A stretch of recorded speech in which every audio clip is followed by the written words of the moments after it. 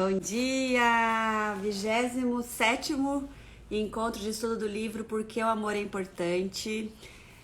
Como sempre, tô super feliz de estar aqui com vocês, mas é verdade mesmo, porque, gente, é muito bom esse livro e é muito bom ter esse compromisso de estar aqui todas as terças, às 9h30 da manhã, para estudar ele junto com vocês, porque quando eu li ele a primeira vez, foi legal, né? Foi super bacana e tal, mas é muito diferente estar aqui com vocês, lendo parágrafo por parágrafo, recebendo os feedbacks, né? Recebendo perguntas, a gente discutindo. Então, quem tá chegando aqui agora, seja bem-vindo. A gente lê o livro mesmo, eu vou lendo parágrafo por parágrafo, vou comentando. Quem tiver perguntas pode colocar aqui, quem discordar. Uma coisa muito legal da educação respeitosa, desse novo olhar para as relações humanas, é a gente valorizar a discordância, né? A gente aprender a viver nas diferenças, aprender a viver nesse lugar de colocar uma opinião contrária até do que está escrito num livro, né? A gente pode ter uma opinião diferente, a gente pode pesquisar outras coisas, então, muito legal, coloquem aqui, o que eu não souber eu vou pesquisar, o que eu tiver uma opinião diferente, que não é o que está escrito, não, mas a minha opinião, a gente vai sempre trazer. Então, a ideia é que a gente possa sempre enriquecer muito. Quem tá chegando aqui pela primeira vez, gente, dê um oi aqui, fala da onde que é, por favor. Tem muita gente chegando essa semana, muita gente. Tô super feliz, super emocionada com tanta gente chegando, tanta gente trazendo perguntas, né? Tanta gente trazendo feedbacks. Escrevam, então, quem puder aqui da onde que é, como que vocês estão chegando. Quem conhece esse livro, né? Gente, quem ainda não estudou esse livro, não leu os primeiros capítulos, nós estamos agora já na página 183, a gente passou da metade, é o capítulo 8. Nós temos todos os outros estudos salvos aqui no feed, tá? E também lá no meu YouTube, é o Sônia Andrade Oficial, beleza? Caldas Novas, ai que legal! Não conheço Caldas Novas, que delícia! Aí tá calor, porque aqui, ó, gente do céu, dia 1º de novembro, e olha como que nós estamos. As meninas foram de luva e gorro pra escola hoje. Uma vergonha, aqui em Curitiba. Não tem nem, a gente fala que essa cidade não tem nem vergonha na cara sobre o clima, né? Vamos começar, então? Rio das Ostras, Rio de Janeiro. Seja bem-vinda, deve estar calor aí também. Que delícia. Curitiba, Espírito Santo. Ai, muito bom. Só Curitiba é frio. Ah, daí dá uma esfriada. Não deve ser uma esfriada, né? Não deve nem chegar, sim, sei lá, 15 graus, vai chegar aí, talvez. E olhe lá. Como tudo é relativo, né? Tudo é relativo, gente. Vamos lá, oi Gi! Gente, tem gente que tá aqui que já tá estudando com a gente esse livro desde o começo, mas quem não tá, não tem problema, tá? Assiste a aula hoje que vocês vão ver como esse livro é rico. É riquíssimo de informações bem técnicas, bem específicas, bem científicas, bem neurociência, que é a base do meu trabalho. É sempre baseado em ciência. O que a ciência nos comprova pra gente conseguir agir de forma respeitosa com as crianças e com o desenvolvimento humano e cerebral, tá? Então, nós estamos no capítulo 8, página 183. A gente vai olhar sobre um assunto hoje que é um pouco delicado, mas a gente precisa começar a olhar para ele com muita assertividade cada vez mais. Eu tenho live sobre isso aqui, que é sobre o abuso, tá? Nós estamos na parte que vai começar a falar através do espectro em direção ao abuso. É o nosso encontro 27. Como eu falei, no YouTube tem todas as lives lá numa playlist, tá? Chamada Estudo do Livro, e é a Sônia Andrade Oficial, o nome do meu YouTube, mesmo que o nome do perfil aqui, tá bom? Oi, mamãe! Minha mãe também entrou, ela tá quase em todas aqui também. Seja bem-vinda, saudade de você, faz tempo que a gente não se fala, né? Que gostoso, vamos lá. Embora isso seja verdade na infância de Patty, houve também uma insinuação mais profunda em sua experiência que foi mais difícil de alcançar e colocar em palavras. Havia indícios de que seus problemas não haviam se originado apenas de sua experiência quando criança pequena, mas que eram mais antigos, do início de sua vida quando bebê. Olha que interessante. Sua mãe havia tido dificuldades para amamentar. Ela não a segurou muito no colo. Houve incidentes que sugerem que sua mãe havia sido ativamente hostil com ela desde o início. Um incidente de hipotermia, quando ela foi deixada no carrinho de bebê por muito tempo, a mãe ter dito que ela era um bebê feio. Gente, vou ler de novo. Para quem não está acompanhando esse livro ainda, ela vai explicando como que o nosso cérebro hoje e as questões que a gente carrega até hoje, inclusive doenças fisiológicas, são impactadas, tem a ver com coisas que a gente viveu desde a nossa infância, tá? Então a gente tem toda uma genética, que a gente nasce com essa genética pré-determinada, mas a gente tem a epigenética, que é o que as experiências que eu vou ter desde o útero vão ativar ou não os genes que eu carrego, tá? Então eu posso ter o gene do alcoolismo, eu posso ter o gene do câncer, eu posso ter... Só que tudo isso é ativado ou não a partir das experiências que eu tenho na minha infância com os meus cuidadores principais, primários a gente chama, né? Mãe, pai, avó, as pessoas que cuidam ali do dia a dia, babá, quem seja. Como que esses cuidadores se relacionam comigo, apresentam o mundo pra mim, meu cérebro se desenvolve com essas crenças, com essas produções hormonais que ativam ou desativam os genes que precisam, né, desses ativamentos, né? Todos os nossos genes precisam, mas nós vamos ter um organismo mais propenso ao hormônios da tranquilidade, né, do equilíbrio entre, ok, me senti inseguro, liberei hormônios do estresse, mas já fui rapidamente ensinado, né, acolhido, e por isso meu cérebro aprendeu o caminho para conseguir se organizar de novo. O que a gente diz? Que o cérebro, gente, ele precisa... Quando ele nasce completamente imaturo. A parte racional, que a gente fala que é o neocórtex, né? A parte racional que pensa, que planeja, que aprende como lidar, com o que fazer, etc e tal, não tá pronto. Então a gente nasce completamente imaturo. A gente compara com a palma da mão. Então aqui dentro tem um cérebro que a gente chama um pouco mais primitivo, que é o que vem pronto, que é instintivo, que ele é completamente emocional. É ele que vai fazer o bebê sobreviver. Então, se o bebê sente qualquer coisa, angústia, ele se resume, né, um sentimento de angústia, de desespero, etc. Frio, da angústia, fome, da angústia. Ele vai chorar, ele vai pedir por socorro. Por quê? Porque se ele não chorar, a mãe não sabe o que está acontecendo e ele morre.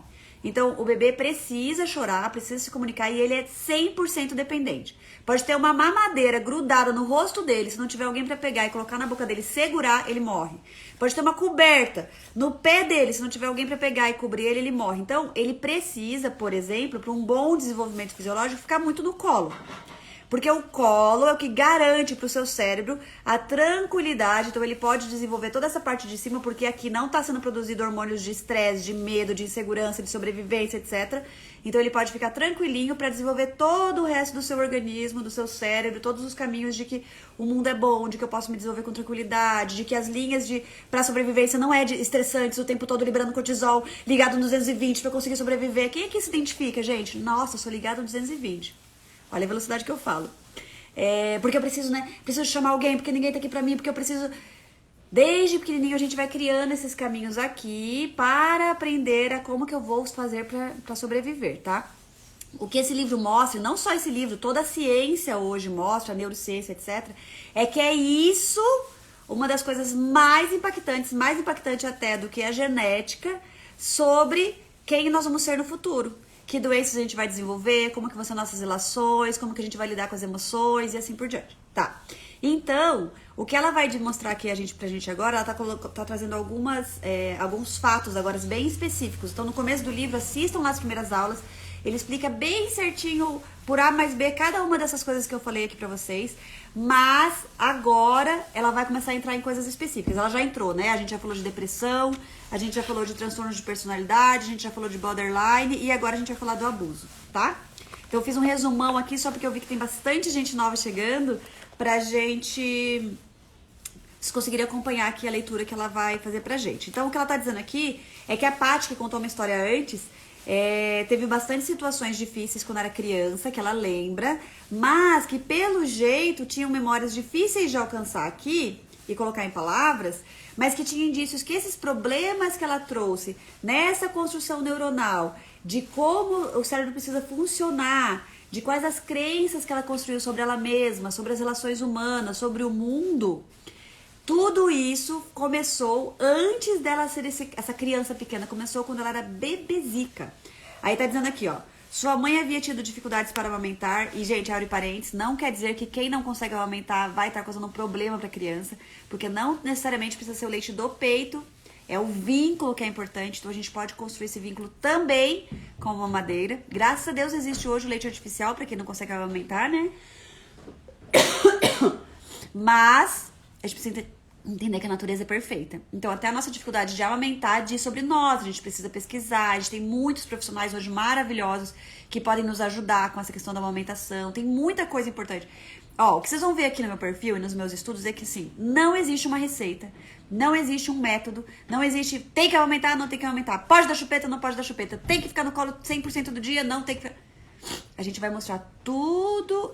Tudo é complexo. Cada indivíduo é um indivíduo. A gente precisa olhar para cada um com as suas questões, com o seu bebê, com a sua história. Por isso que é muito mais importante a gente se aprofundar, querer olhar, do que simplesmente comprar um método, né? Comprar uma ideia e pronto, vou aplicar essa e acabou.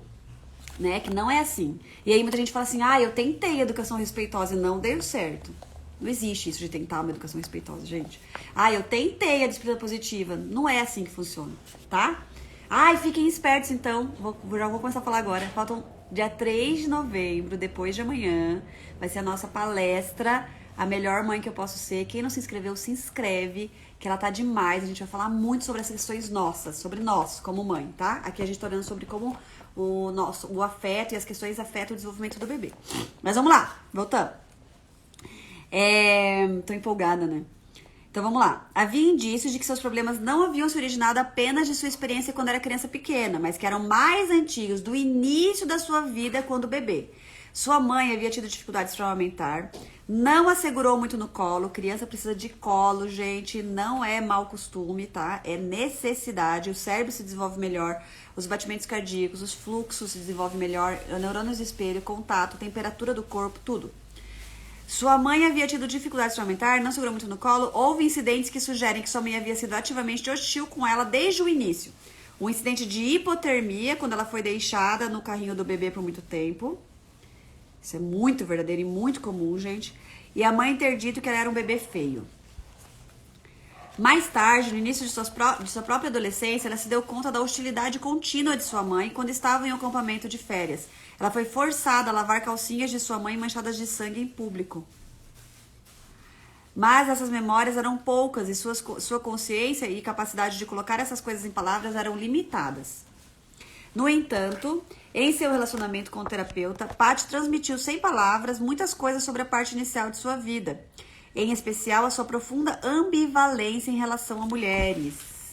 Seu corpo, magro e inquieto, transmitia tensão. Ela tinha tendência de tratar o terapeuta como um conhecido social, alguém com quem ela conversava em um ponto de ônibus, falando sobre os eventos da semana, em vez de com um parceiro regulatório íntimo, em quem pudesse confiar para compreender e lidar com seus sentimentos mais difíceis. Ela também era crítica da terapia, mas uma frequentadora regular e pontual que tendia a ficar em frangalhos quando era dada uma pausa para férias. Ela frequentemente brincava com a possibilidade de outras terapias ou ameaçava romper o trabalho porque não podia pagar, ecoando o medo do abandono que sua mãe havia gerado nela. Essas experiências sugerem que Patty teve aspectos levemente borderline em sua história. Com pacientes borderline, a relação terapêutica muitas vezes é a evidência mais potente do mundo interior que foi criado por meio da experiência nas fases iniciais da vida dessa pessoa, uma vez que é a falta de confiança e a falta de expectativa de regulação que é o núcleo doloroso da vida da pessoa. Muitos pesquisadores têm ligado a condição borderline ao abuso sexual, o que não era algo que Patty havia experimentado. Embora não pareça haver uma ligação forte, Linehan sugere que até 75% dos pacientes borderline podem ter sido abusados sexualmente, enquanto outros estudos sugerem índices muito mais baixos. Esse pode não ser o fator principal para a experiência borderline. O abuso emocional, em particular, bem como os maus tratos físicos ou a negligência, são igualmente associados aos transtornos de personalidade borderline. Olha que legal, gente. A gente está falando de abuso emocional, maus tratos físicos ou negligência, tá? A gente não tá falando só do abuso sexual ou do espancamento e questões mais expressivas, né, da violência física. A gente tá falando dos maus tratos físicos, da negligência, do abuso emocional. Quando a gente, por exemplo, começa a colocar culpa na criança e ficar fazendo ela sentir mal pelo que ela fez, é um abuso emocional, né? E são coisas que a gente faz, que a gente não não reconhece, né? Eu tenho uma live aqui que fala só sobre como nós ainda somos muito violentos com as crianças, mesmo sem bater. Porque a gente nem reconhece a violência, de tão normalizada que ela foi, né, na nossa vida. Concordo com o Linehan que provavelmente não é o abuso sexual por si só que desestrutura as pessoas. O abuso sexual pode ser um efeito secundário de uma família disfuncional, invalidante, ou mesmo um marcador da gravidade da disfunção familiar. Tem uma citação de 97. Conforme apontado por Zulueta, o abuso é uma forma especializada de rejeição. Tem uma citação de 93. O que importa é que as necessidades emocionais da criança não são atendidas. Mas o estado borderline parece envolver o duplo golpe da criança. Vou ler de novo. Mas o estado borderline parece envolver o duplo golpe da criança dependente de alguém que não está presente emocionalmente de forma confiável para ela e que abusa dela ou a rejeita de algum modo. Isso é destacado pela história da vida da poeta norte-americana Anne Sexton. Anne era caçula de 3 filhas, nascidas de um pai empresário proeminente e uma mãe que gostava de escrever e de socializar. Uma família rica, do tipo Scott Fitzgerald, amantes da festa e da bebedeira. Mas os pais eram ambos muito imprevisíveis emocionalmente. Apoiei aqui, derrubei tudo, gente. Vamos lá, eu arrumo. Olha como a iluminação faz milagre. Tá tranquilo, gente. Obrigada. Mas os pais eram ambos muito imprevisíveis emocionalmente. Como Jane, uma das irmãs de Anne, disse, abre aspas, o pai estava bêbado ou estava sóbrio, mas nunca se sabia. Em relação à mãe, se ela estaria agindo de modo horrível ou agradável. No instante em que você achava que sabia como ela estava, ela se voltava contra você. Fecha aspas. Anne também se lembrou do quão malvado o pai poderia ser quando estava bêbado. Sentava-se e olhava para você como se você tivesse cometido algum crime terrível. Tem a citação dela falando isso. Suas humilhações incluíam queixas de que odiava sua acne da adolescência. Eu não consigo comer quando ela está na mesa de jantar, disse ele. Enquanto a mãe menosprezava o que ela escrevia, enviando seus poemas adolescentes a um especialista para verificar se ela estava plagiando alguém. Desde a infância, Anne e sua irmã foram supervisionadas por uma enfermeira que era descrita como rígida e reservada. Ela cuidava de sua aparência e de suas maneiras. Elas eram vestidas para se juntar a seus pais para jantar ou para serem apresentadas em uma festa, mas não viam muito a mãe, a quem adoravam. Anne cresceu tímida e solitária, descrevendo-se como um nada agachado no armário. Embora tenha sido difícil conseguir qualquer atenção positiva de sua mãe, ela tinha atenção negativa e humilhação. Quando ela tinha uns 4 anos, sua mãe costumava inspecionar seus órgãos genitais, dizendo que como mantê-los limpos e que eles não devem ser tocados. Suas evacuações também foram inspecionadas diariamente e ela foi ameaçada com uma colostomia aos 12 anos se não evacuasse. Meu Deus! Acabou sendo internada com uma constipação grave. Um relacionamento parecia diferente, com a tia-avó Ana, que estava intimamente envolvida com a família durante a infância de Anne e foi abertamente afetuosa com a menina.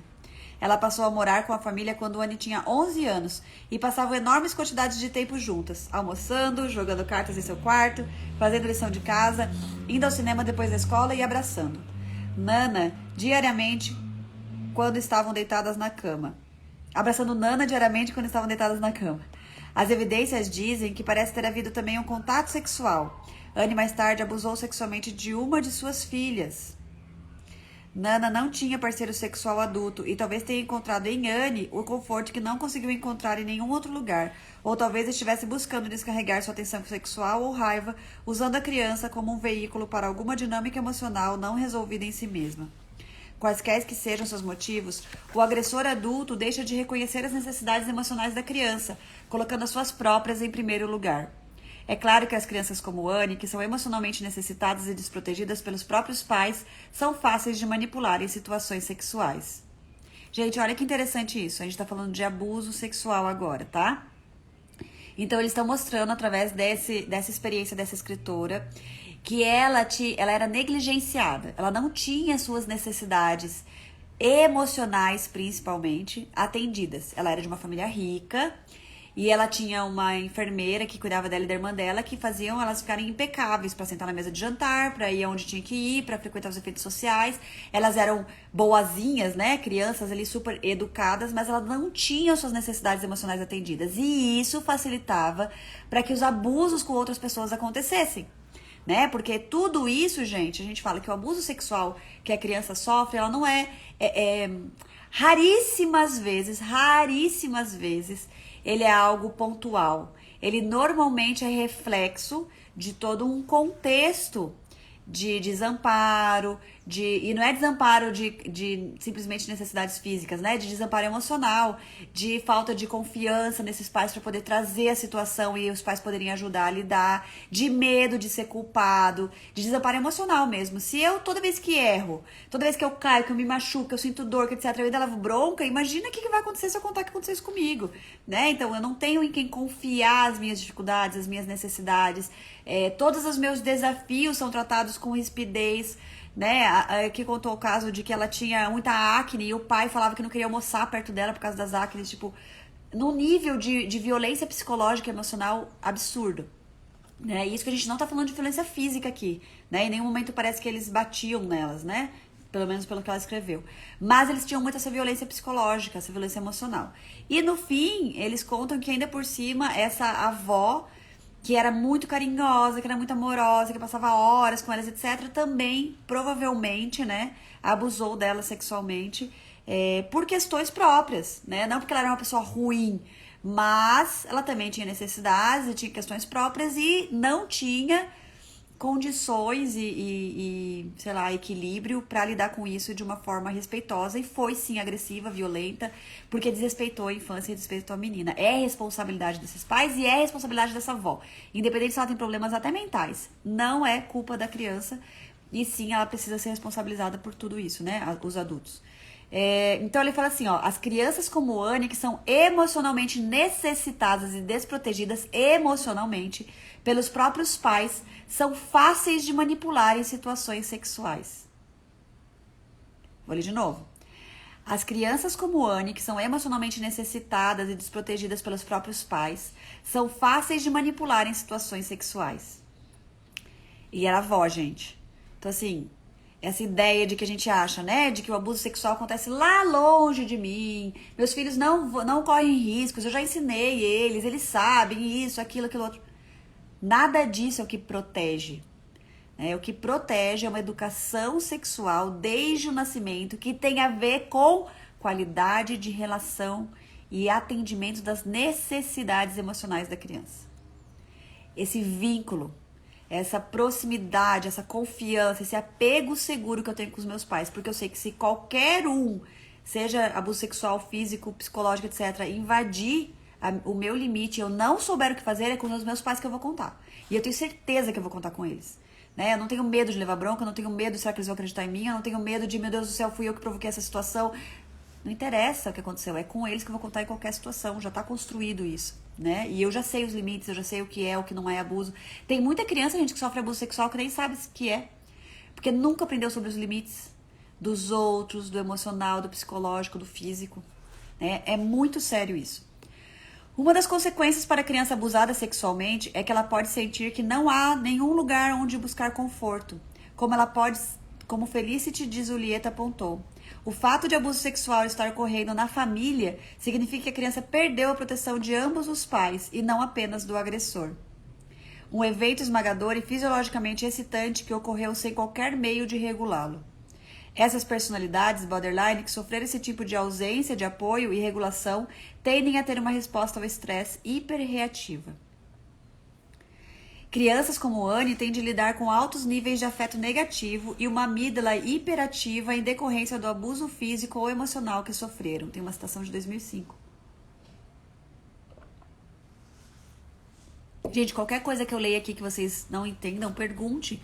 O que é isso? O que é aquilo? Porque já estamos no capítulo 8, tá? E tem muita gente chegando agora que talvez não tenha acompanhado lá atrás. Mas não tem problema. Podem ir lá no meu YouTube, acompanhar tudo, a Sônia Andrade Oficial, ou até aqui no feed e procurar, né? Lá no YouTube tá numa playlist bem organizadinha. No entanto, as partes do cérebro que poderiam gerenciar essa emoção, olha que importante, gente, estamos falando aqui de neurociência de novo. Tudo isso é neurociência, né? Mas agora vai falar na parte técnica. As partes do cérebro que poderiam gerenciar essa emoção, que é o córtex órbito-frontal e o cingulado anterior, não estão bem conectados à amígdala. Elas estão subativadas e falham em se conectar para lidar com os estados negativos, como fazem os indivíduos emocionalmente mais fortes.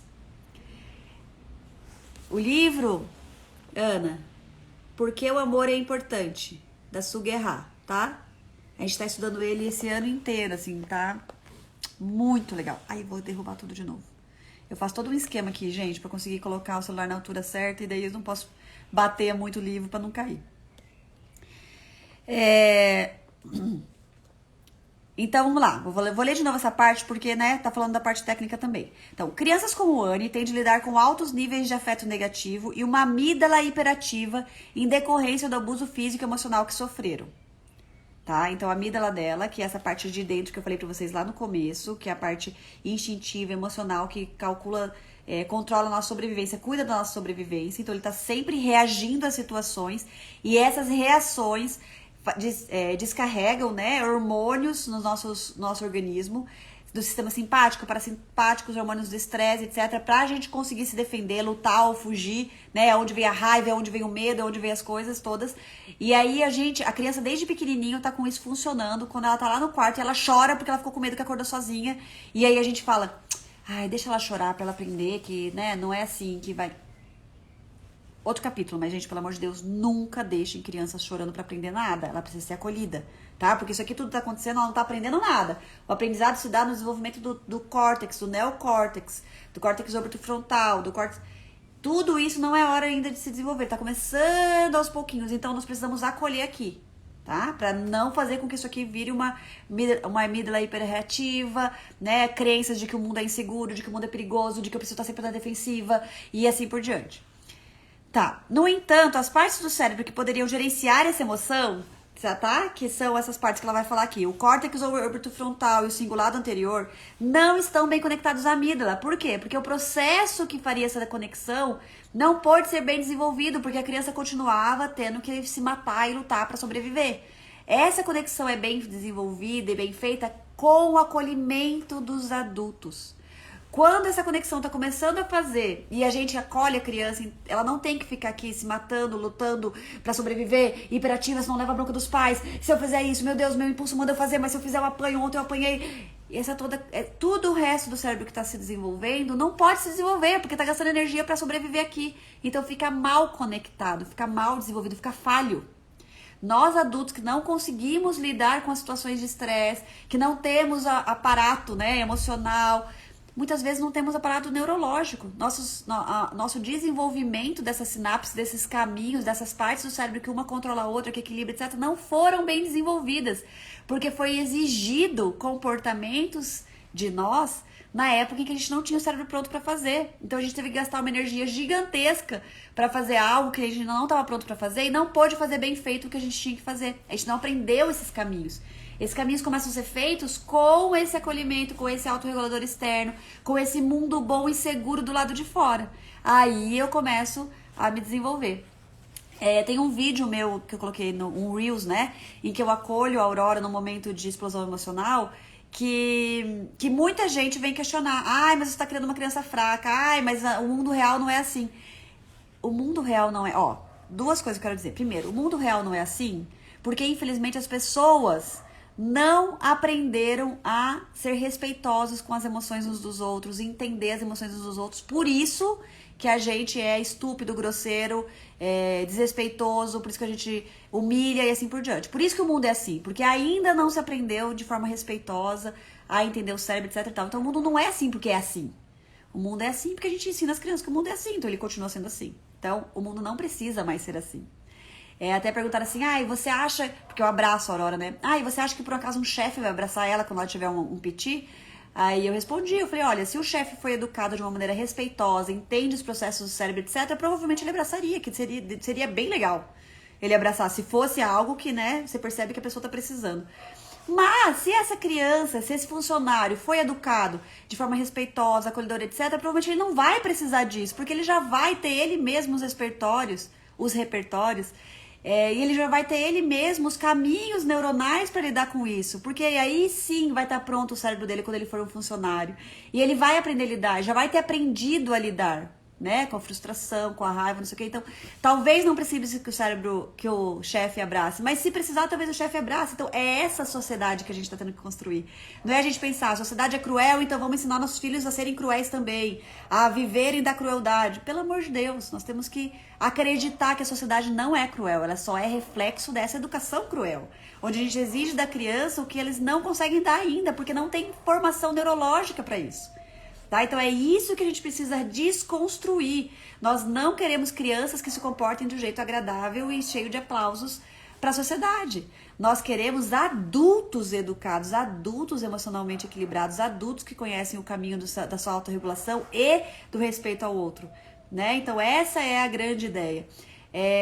Outra coisa que é muito legal é que as pessoas falam assim, mas se você ficar sempre abraçando ela, sempre fazendo por ela, ela não vai aprender a fazer sozinha. Gente, primeiro que no vídeo a Aurora tem 2 anos, né? Ela tem quase 3, mas ela ainda tem 2 anos. É muito pequenininha. E segundo, que é como se fosse assim, comparação com uma pessoa que tá aprendendo a dirigir, tá? A pessoa não tem carro ainda, a pessoa não tem a mínima ideia de como dirige, a pessoa não tem nem condição, nem alcança o pedal lá do carro ainda lá embaixo. E aí a gente fala, não, mas você no futuro vai ter que saber dirigir, então vamos começar, você vai ter que dirigir. Ok. E aí outra coisa, além de você dirigir, você tem que saber ir até o lugar que você quer ir, sem ninguém nunca ter te levado. Sem GPS, sem ninguém te falando o caminho, sem nada. Você tem que conseguir ir, acabou.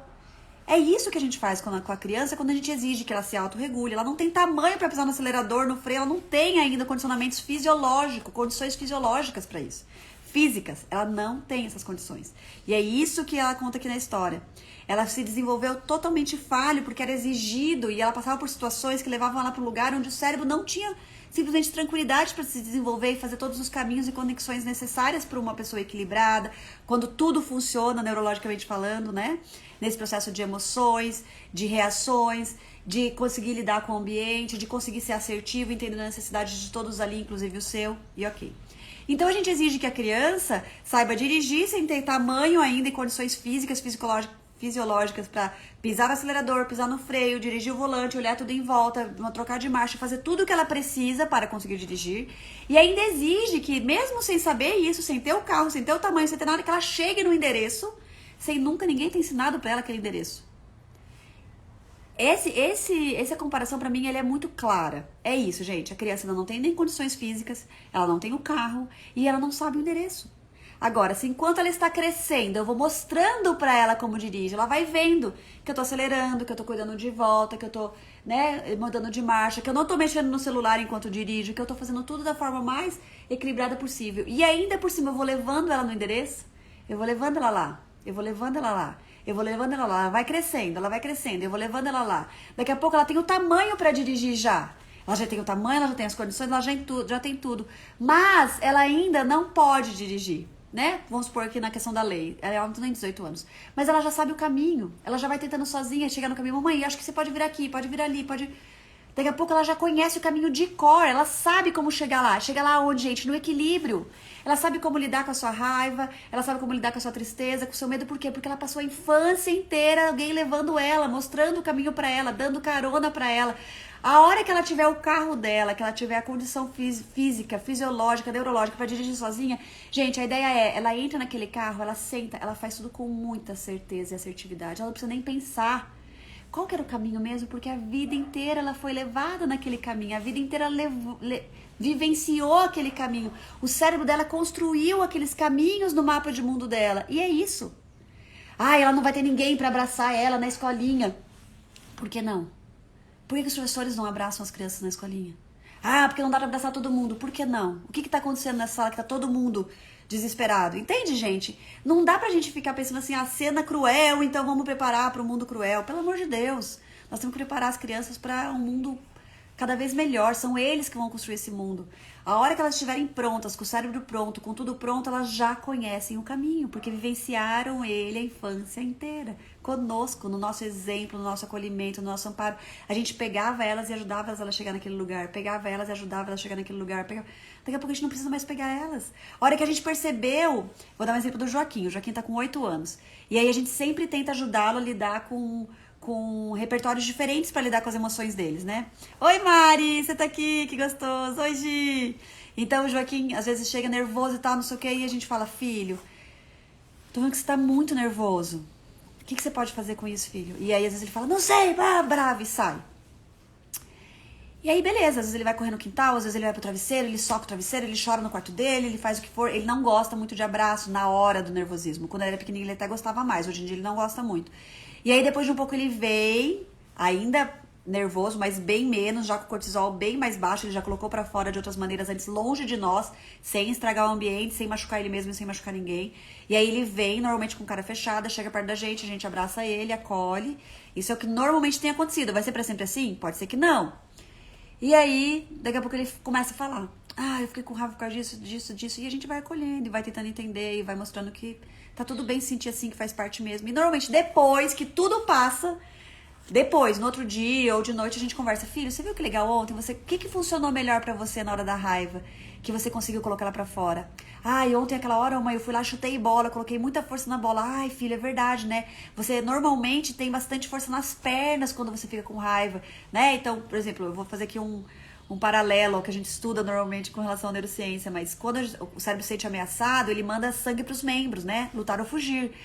E a criança que é mais do lutar, ela vai pra cima, ela vai pra mão, ela vai, né, pra briga. E a criança que é mais do fugir, que é um temperamento mais frio, normalmente ele vai pras pernas de correr, de ir embora. O Joaquim é mais de fugir. Ele é mais do temperamento mais frio. Então ele normalmente quer, né, aquele sangue nas pernas e ele vai chutar. Então ele aprendeu agora, ele vai correr no quintal, ele vai chutar bola, ele vai fazer alguma coisa assim, porque ele já aprendeu que se ele mexe com as pernas é um jeito mais tranquilo para ele colocar a raiva para fora sem machucar ninguém, sem machucar ele mesmo, sem estragar o ambiente. E aí quando ele chega para nós, ele já chega com esse cortisol bem mais equilibrado, né, bem mais acessível, e aí ainda não é a hora da gente dar lição de moral, mas o que você fez? Mas o que você devia ter feito? Mas por quê? Acolhe, né? E aí quando você perceber que já está tudo tranquilo, a gente começa a pensar em soluções, né? O que a gente podia fazer a próxima vez, o que você pode fazer, e assim vai. E pode ser que isso demore o dia inteiro, gente, que de noite a gente vai conversar sobre soluções, tá? Por que eu tô falando tudo isso?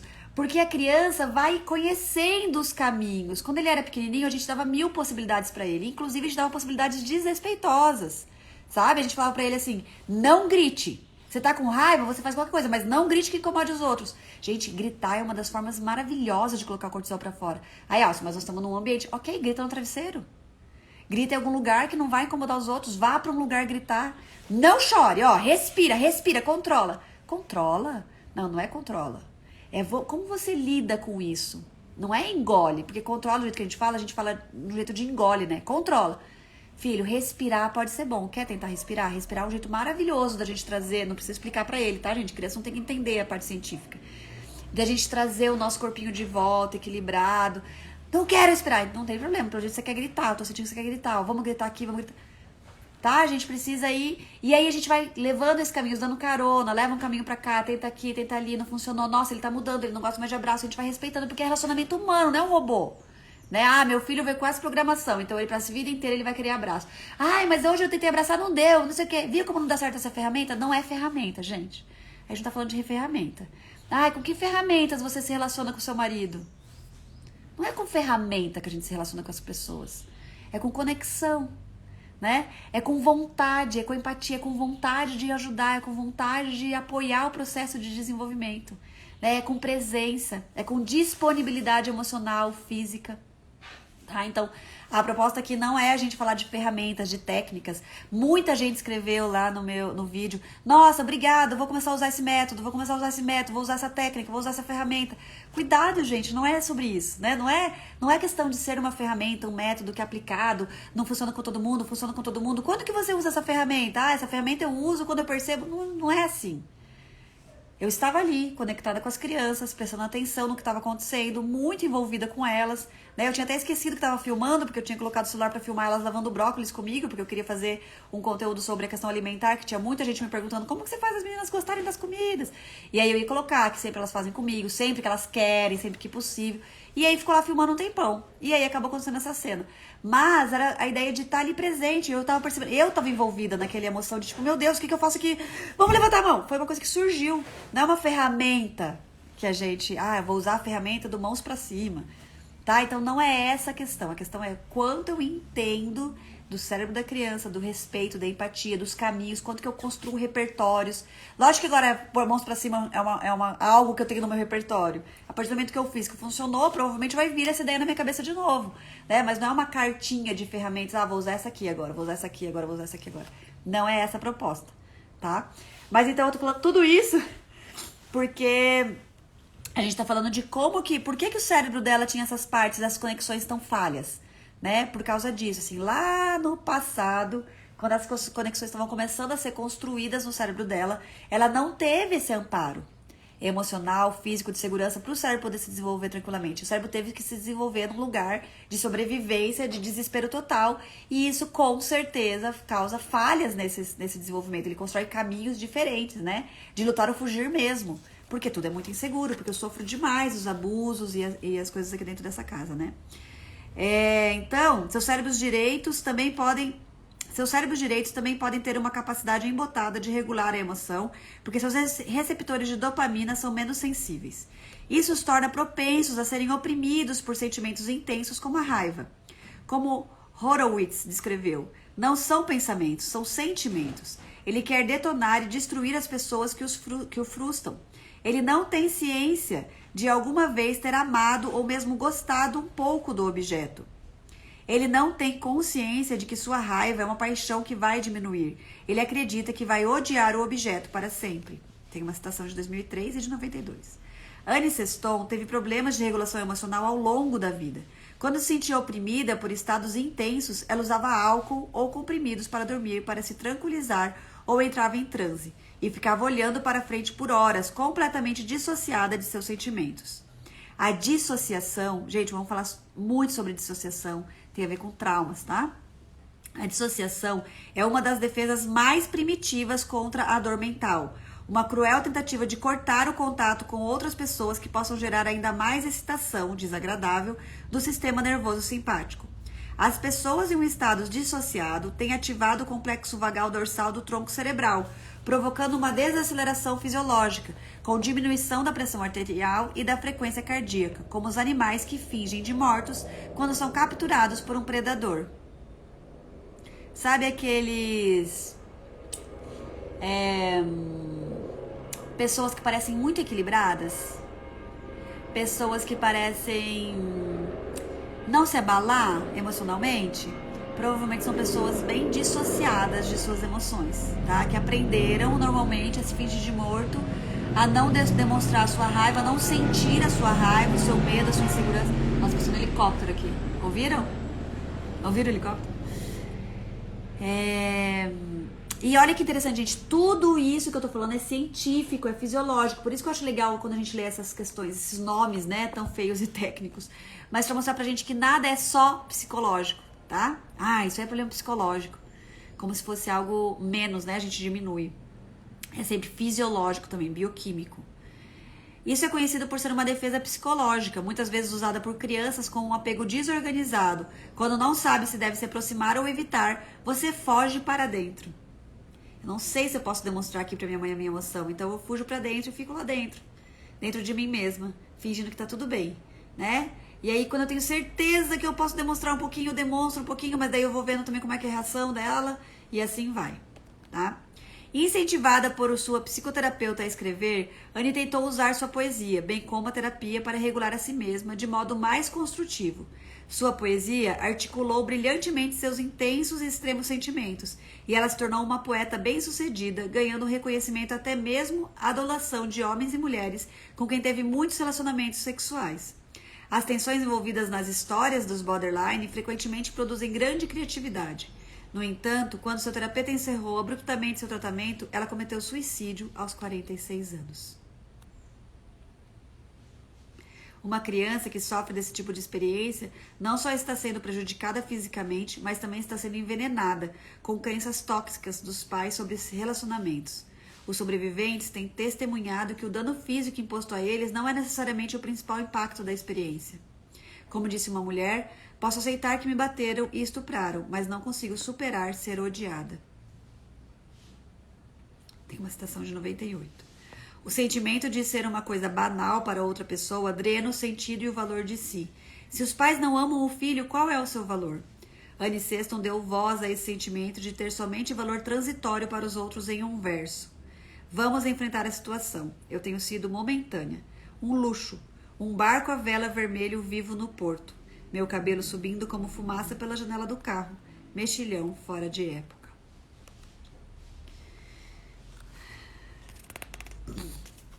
Muito forte isso, né, gente? Eu vou parar por aqui a leitura hoje. Muito forte isso. Muitas pessoas falam assim: ah, mas eu já não bato nele. Ah, mas eu não sou violenta com ele. Só que eu exijo comportamentos. Eu não passo a mão na cabeça, não. A gente tem muitos conceitos ainda autoritários e violentos, não necessariamente físicos, que são até um impacto até pior na criança, né? Que é essa negligência, esse não sentir-se visto e importante, não sentir-se considerado e amado. Essas são as necessidades primordiais de um cérebro para se desenvolver. Porque se eu sinto que eu sou visto, amado, importante, se eu tenho colo desde o meu nascimento, se eu tô ali sentindo aquele batimento cardíaco ali grudadinho em mim, sentindo que eu tô sendo acolhido o tempo todo, sentindo que eu tô sendo, né, amparado, meu cérebro tem total tranquilidade para se desenvolver. Por quê? Porque se eu sentir fome, ela vai perceber. Se eu sentir qualquer coisa, ela vai perceber, porque eu demonstro um pouquinho aqui de algum jeito, ela já percebe, ela me atende. Então, eu não tenho necessidade básica de luta não é por comida. Mas, meu Deus, filho, eu já te dei leite, eu já te dei mamar, eu já te dei, você já tá quentinho, você já tá não sei o que mais você quer. Ele quer o que é essencial pro cérebro dele. Sentir-se amado, sentir-se importante. E todas as crianças, não é só o bebezinho, todas as crianças, todos os seres humanos têm essa necessidade primordial. Porque se eu me sinto amada e importante para alguém, essas pessoas vão me ajudar sempre que eu precisar. E para criança, principalmente esses pais. Se eu sou amado, se eu sou visto, se eu sou importante, elas vão me dar comida, eles vão me dar o que eu preciso, eles vão perceber, eles vão me ajudar a entender o que está acontecendo comigo, que eu também não sei. A criança não sabe porque ela está explodindo. A criança não sabe porque ela tem tanta raiva quando alguém puxa o brinquedo da mão dela. Ela não queria, ela não faz porque ela quer. Ela simplesmente faz, porque é uma reação bioquímica, cerebral. São os pais que precisam acolher, amparar, orientar como margem de um rio. E não punir a criança, e não exigir dela algo que ela não tenha a mínima ideia como faz. E ela vai conseguir, tá, gente? Mas, se isso não é verdade, ela tem ideia. Porque eu bati nela uma vez e ela nunca mais fez. Não é porque ela tem ideia. É porque esse cérebro aqui instintivo aprendeu que é melhor calar a sua emoção, engolir o seu impulso, barrar tudo que ela sente, porque senão vem violência física da pessoa que ela mais precisa de amor. E ela precisa sobreviver. Então ela engole tudo. Ela abre mão das suas necessidades para não receber aquela violência física, aquele desamparo, aquele desamor, para não se sentir não amada. Então, gente, quando a gente fala assim, minha mãe fez isso uma vez, eu nunca mais fiz, e você vem aqui dizer, a gente não está falando do comportamento imediato, do resultado imediato. A gente está falando da construção de um cérebro, da construção de uma pessoa, da construção de uma sociedade. E olha a sociedade como é hoje, né? É fácil a gente perceber se a gente acha que a educação tradicional até hoje fez o que a gente quer que seja feito. Mas eu sou uma pessoa super educada. Como são as suas relações? Como são as suas necessidades, seu autocuidado? Como é o seu equilíbrio físico, emocional, bioquímico? Como é a sua realização, seu senso de realização, seu senso de amor próprio, seu respeito consigo mesmo e com outros? Como que você lida com as suas emoções? Como que é a sua inteligência emocional? Isso tudo é a construção do ser humano. Não é se eu sou funcional, elogiado e recebo aplausos e bem-sucedido financeiramente na sociedade. Faz sentido, gente, para vocês? Vamos encerrando por aqui. Alguém tem uma pergunta, algum comentário? Super feliz que tem muita gente nova chegando. Super feliz mesmo. Dia 3, então, depois de amanhã, a gente tem a nossa palestra gratuita. A melhor mãe que eu posso ser. Se inscrevam, que ela tá incrível. Eu vou falar muito, muito sobre essa dificuldade mesmo que a gente tem de ser essa mãe que a gente quer ser, da onde vem essa dificuldade, eu vou contar as minhas experiências, né? Eu vou contar o meu caminho, vou trazer aqui muita coisa prática, vivencial, além das teorias, lógico, da neurociência, que explica também isso sobre nós, né? E a ideia é que a gente realmente possa se amparar, gente. A gente precisa de... eu sempre faço uma comparação assim. Nós estamos desbravando uma mata fechada. Nós estamos remando contra a maré. A gente quer remar contra a maré, mas a gente não tem um remo ainda. Sozinho a gente não consegue. A gente começa a remar e tá tão difícil que a gente pensa, será que é por aqui mesmo, gente? Agora, se a gente vai todo mundo junto, um continuando enquanto o outro afia o facão, um pega no remo, a gente vai num barco com muita gente remando, a gente começa a construir um novo fluxo desse rio, um novo caminho. Então a gente precisa se apoiar, a gente precisa unir forças. A gente precisa entender que nós somos os pioneiros no desbravamento dessa mata. E que a gente vai se machucar. A gente vai usar um facão, daqui a pouco a gente pensa, meu Deus, esse facão não é o suficiente, tô me machucando, o mato tá me cortando, então eu preciso de outro facão, eu preciso de mais ajuda aqui, de mais amparo ali, de uma rede de apoio diferente aqui. E é isso que eu tô propondo, gente. Venham pra palestra dia 3, então se inscrevam, o link tá ali na minha bio, nos meus stories, tem link em tudo quanto é lugar aqui, né? Se inscrevam, estejam comigo lá no dia 3. Eu quero muito apoiar vocês nesse processo de transformação, porque eu tô apoiando a mim mesma, tá? Não é porque, ai, como ela é boazinha. Não, gente. É um processo que eu preciso estar com mais gente. Eu acredito muito na transformação da sociedade e eu preciso que muito mais gente vá lá. Eu, você, todo mundo que quer fazer essa transformação precisa unir forças, precisa que cada vez mais gente vá junto. Né? Porque a gente possa se apoiar. Olha, deu certo isso aqui pra mim, pra você que deu. Não, eu tentei isso, deu certo. A gente não tem repertório, a gente precisa construir. A gente precisa de muita gente para construir. Professores, escolas. A gente tem projetos para levar em escolas. Os professores não sabem o que fazer, não sabem. E eu também não sei. A gente precisa construir. Eu tenho ideias, mas eu não tô lá na escola para ver se vai funcionar ou não. Ai, como lidar com 30 alunos de uma vez? Vamos pensar, vamos tentar, vamos olhar, vamos ver como é que a gente consegue construir esse apoio da família, com a criança, com o professor junto, porque todos nós somos responsáveis por transformar essa educação. Todos nós somos responsáveis por transformar essa educação. Avós, tios, todo mundo, tá? Vamos junto, me ajudem a chegar em cada vez mais pessoas. Vamos transformar isso tudo. Eu preciso de vocês, vocês precisam de mim, nós precisamos uns dos outros, nós somos interdependentes. Sempre. Nós somos seres sociais e interdependentes. Essa história que desde bebezinho precisa ensinar a dormir sozinho no berço é balela. É balela de uma educação violenta, de uma sociedade violenta, que quer estimular uma independência que não existe. O que existe é uma autonomia. Conforme o cérebro vai se desenvolvendo, ele vai ficando autônomo e ele consegue sim se autorregular e dormir sozinho, tranquilamente, quando ele estiver pronto, o cérebro estiver pronto. Até então, o que a gente vai ensinando é crenças de que a gente precisa ser sozinho, dar conta sozinho. Por que essa maternidade tá tão difícil, gente? Porque a gente acredita que a gente tem que dar conta sozinho. Não precisa ser difícil desse jeito, né? A gente precisa desconstruir tudo isso e a gente vai junto, tá bom? Venham, 9 horas, horário de Brasília, isso mesmo. Ai, que bom que vocês estão gostando. Eu fico muito feliz de poder apoiar vocês de verdade, porque esse conteúdo me transformou tanto e me ajuda tanto e eu tô bem feliz de poder ajudar vocês também. Ai, Thelma, que legal. Já tivemos várias alunas e clientes de Portugal. Super legal. Obrigada por tanto. Desconstruir crenças não é fácil, é um processo. Essa live abriu muito meus olhos. Ai, que bom, que bom. Assistente virtual, que joia, adoro. Também conheço algumas amigas que são assistentes virtuais. Esse trabalho de vocês é incrível. Gente, tudo bem então? Fico bem feliz então que vocês vão estar lá comigo.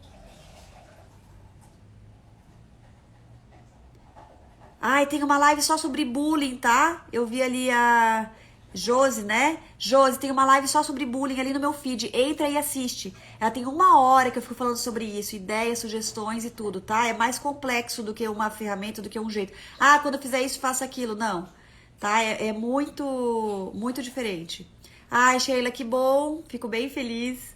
Seu filho também vai agradecer o resto da vida, pode ter certeza. Todo mundo junto nessa transformação, tá bom? Então tá, gente. Até quinta. Um beijo. Ó, quinta-feira de manhã não vai ter bússola de paz, tá? Só essa quinta exclusivamente, porque nós vamos estar se preparando aí pro lançamento de quinta às 9 da noite. Pra live do dia 3, tá bom? Beijos e até mais, então. Se inscrevam lá no link.